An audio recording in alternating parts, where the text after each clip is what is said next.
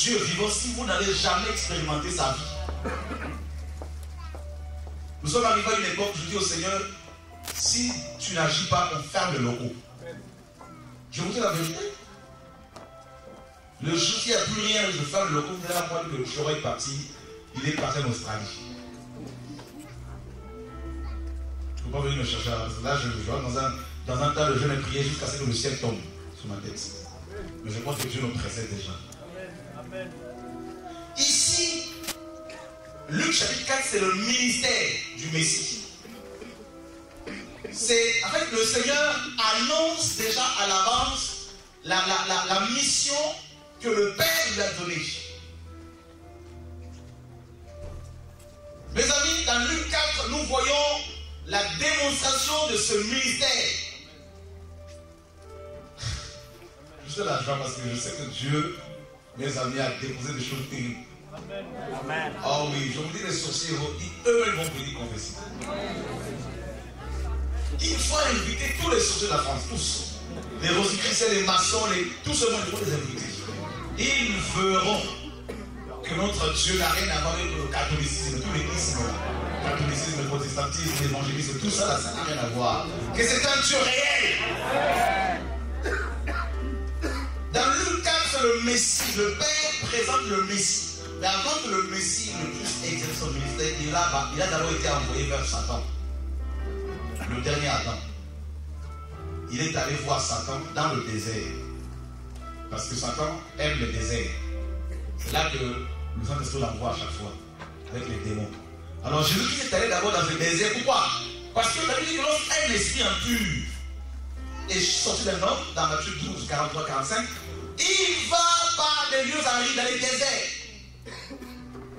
Et mes amis, Jésus part au désert pour d'abord défier l'enfer.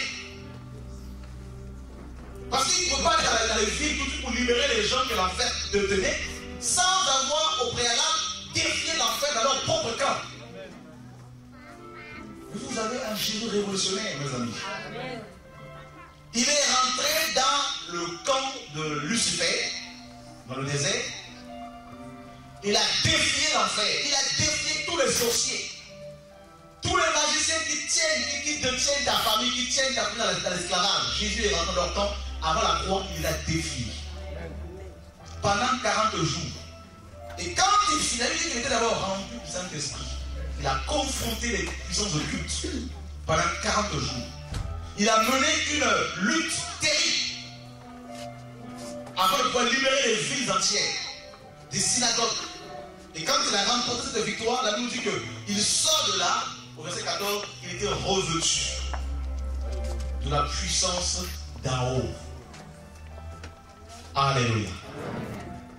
Revêtu d'une onction royale pour marcher sur le royaume des ténèbres encore davantage, cette fois-ci dans les villes. Mes amis, nous servons un Dieu qui est allé confronter Satan dans son propre camp. Alors, revêtu de la puissance d'en haut, la Bible dit que sa renommée se répandait dans tout le pays d'alentour et il l'enseignait dans les synagogues et il était glorifié par tous. Et cette fois-ci, il va rentrer dans la synagogue de Nazareth où il avait été élevé. Dis à ton voisin, Jésus est fort. Dis-lui encore ce soir, tu vas vivre Jésus au trône.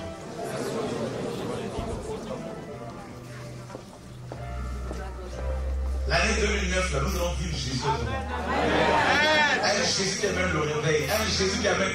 Vous allez voir les paralytiques se lever par l'enseignement. Vous allez voir les choses. Dieu va opérer, mes amis. Ça va vous dépasser. Je le dis au nom de Jésus. Mes amis. Ah oui. 2009, Dieu va faire la distance entre Bouddha et lui. Entre Mohamed et lui. Je vous dis, France et 3 viendra. France et 2, cette année, la même année, vous allez voir. La parole de Dieu va libérer. Si ton Dieu est mort, mes amis, viens écouter le mien.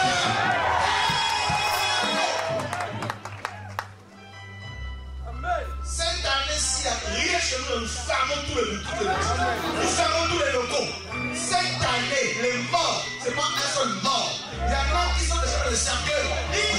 sortir. Cette année, je te le dis au nom de Jésus.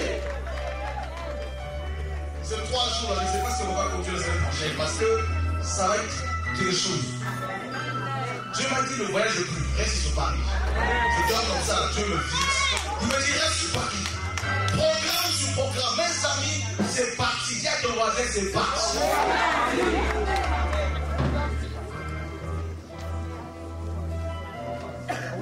Il y aura la différence entre les marabouts et nous autres.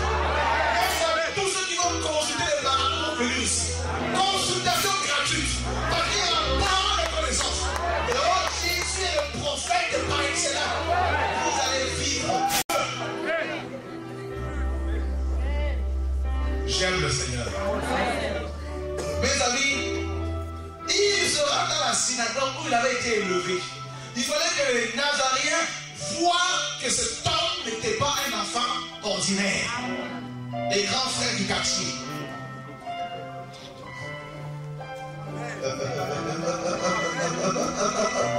Les gens de ta ville qui t'ont minimisé, les gens de ta famille qui t'ont déconsidéré, mais le temps arrive où oh, Dieu mettra sur toi une grâce particulièrement spéciale, une grâce qui fera que ta famille saura que tu es un être spécial parce que tu pries un Dieu spécial. My God! Oh, la nuée est là, Pasteur Gilbert.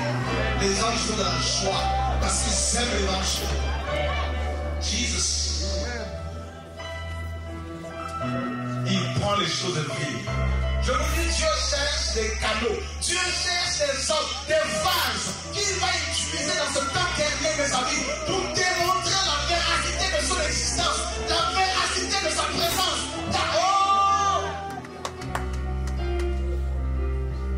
Il arrive à Nazareth. Les grands frères du quartier le saluent comme leur petit frère. Mais ce qu'ils n'avaient pas compris, c'est que le petit frère, il sortait du désert. Il venait de confronter le pharaon de l'époque. Moïse avait dit que Dieu serait parmi vous, un prophète comme moi. C'est cet homme de Galilée. Ils l'ont salué comme le petit Jésus. Est-ce que tu as déjà fini ta formation, tout ça, avec ton papa? En tant que charpentier, non, c'est fini, ça c'est du passé. Il a choisi son lieu de prédication, la synagogue. Mes amis, Dieu t'enverra. Oh, dans tous ces ismes, le catholicisme, tu iras voir les prêtres. Mes amis, tu iras voir les pasteurs.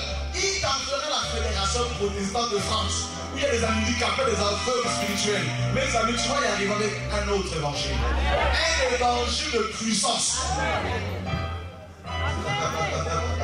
Alléluia.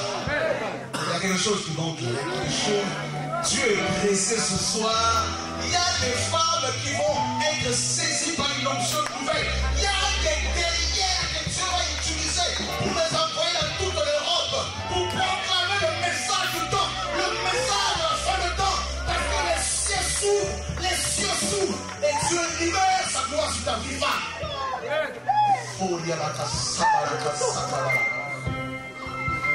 Alléluia, my God.